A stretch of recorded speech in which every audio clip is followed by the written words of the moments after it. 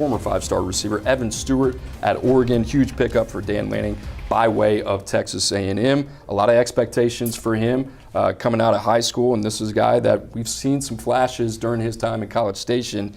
I think we're expecting big things in Eugene coming up this season. Has showed flashes at A&M, never really got going though overall the way that people thought.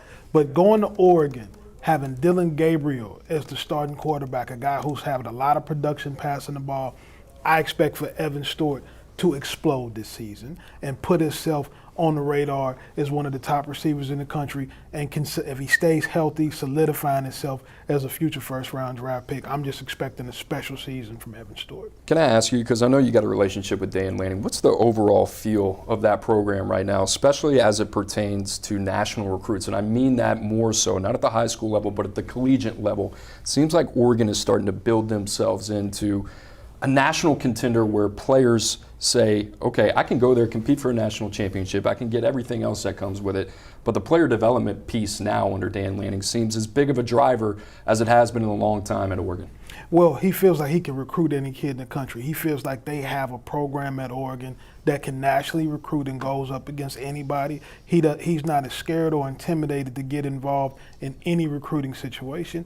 Great player development coach and does have a program in place for that, but he's really excited. He got some overtures from other programs since he's been there, and he decided to stay at Oregon. So I think that tells you how he feels about the situation out there in Eugene. Another name that hit the portal at the receiver position, this guy's got some gas behind him. Isaiah Bond coming over from Alabama to Texas. It seems like Steve Sarkisian every year is involved with one of these guys. Adonai Mitchell coming over from Georgia the year before. Now you got Isaiah Bond going to be able to catch passes from Quinn Ewers, and that offense just so dynamic.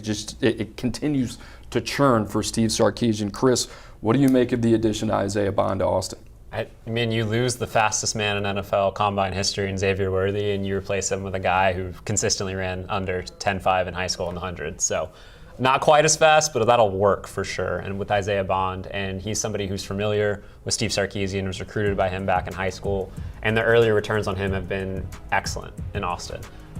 He's still getting through some of the scheme nuances, but he's somebody who consistently is making big plays in spring practice. He's somebody who could stretch the field vertically, but can also work underneath and make plays in the open field like we saw Xavier Worthy do time and time again for Texas over the last couple seasons. So I think he's an ideal replacement for Xavier Worthy.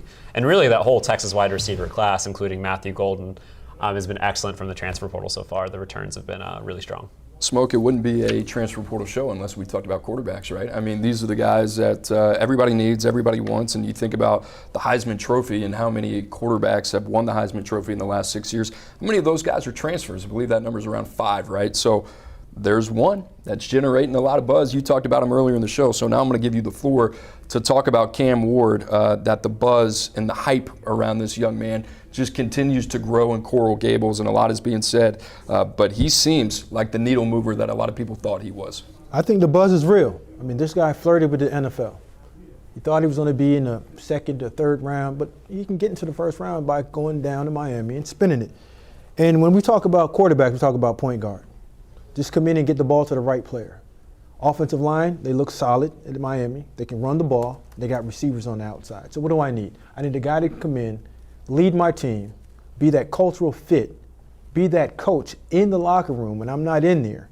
But also when it all breaks down and that pocket gets real dirty, have enough savvy, enough toughness to stand in there, rip it, get it to the right guy, or get on that platform, off script, and go make a play and just get a first down for me to keep this thing moving so we can win this game. I want to go back to the conversation that we had earlier, really about Ohio State and Miami and Cam Ward, you know, one of those recruitments. Chris, we got you here. Just kind of a crazy recruitment. Obviously, a lot of things that are important to include when you talk about that recruitment in Cam Ward. But, I mean, at the end of the day, right, if you're Miami, we're talking about a team that could be 2 to 3 wins better because of their quarterback. You mentioned the impact that he could have on that locker room. We've seen some of the feedback already that's come out of Miami and the impact that Cam Ward has had. You know, that number, even if it's for a year, it's interesting to see two teams at the top of college football, and certainly Ohio State's been there, the other one in Miami trying to get there. but how much is it really worth to you at the end of the day? And Carl, I kind of find that fascinating, kind of where you stand on just kind of saying, all right, we get in the 11th hour, we got to make a decision whether or not we are going to financially invest in a young man that maybe no one else is willing to match and go toe for toe with. Where do you kind of just stand on that whole situation where we are in college football, and certainly when a talent like Cam Ward comes up, how that can potentially impact a program? You have to decide how much is winning worth to you. If a quarterback is the difference in you winning 4 games and 8 games, then it's worth the money. If it's the difference between you losing in the conference championship and winning a national championship, it's got to be worth the money. I think that college coaches, though, mess up a lot sometimes when they get bad information, because everybody said how difficult of a person Cam Ward was to deal with through this process. I got an opportunity to talk to his dad, and he dispelled a lot of the rumors that were going on throughout that process. This is even after he had initially declared for the draft. Ends up at Miami, and everything out of Miami has been that he's a great locker room guy, that he's a great leader. So sometimes I think college coaches have to be very careful when guys are transferring, because when guys leave programs, coaches get upset. When guys don't pick schools, coaches get upset. So a lot of times men become very emotional and say negative things about kids that are not totally true because they didn't get their way. Cam Ward may have been the steal of this transfer portal, and I think that Miami and Coach Cristobal did a great thing in going and adding this young man to their program.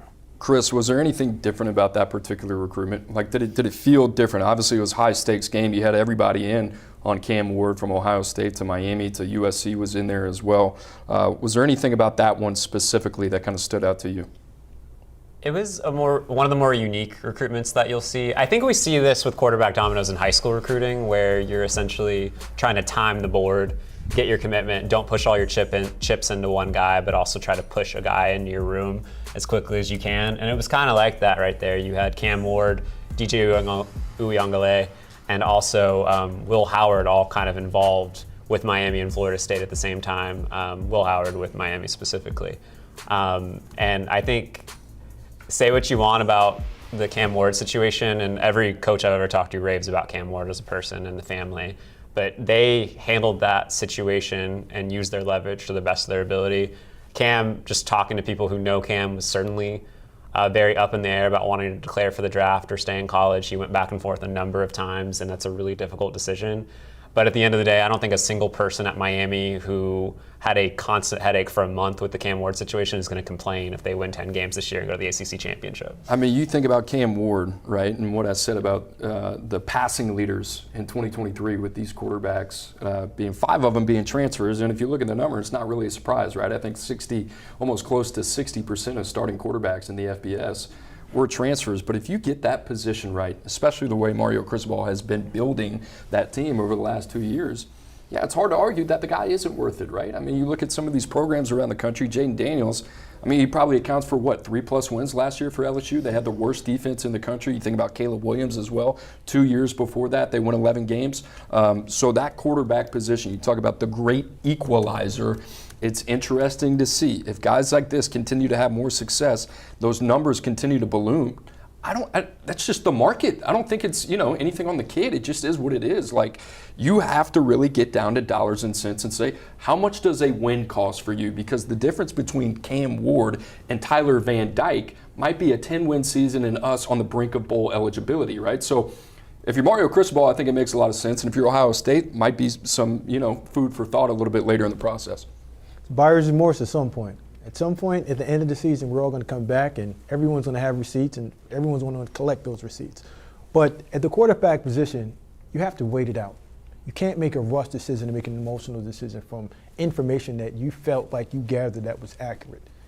At some point, you have to sit that kid down and you have to do your due diligence, because having that conversation and making the right decision can get Jeremiah Smith that ball, can get the best offensive running back room in America, not a loaded box, and maybe getting that ring and celebrating with confetti coming down and making confetti angels at the end of the day. It's funny, the Jeremiah Smith situation actually kind of crossed with the Cam Ward situation for a little bit there as well.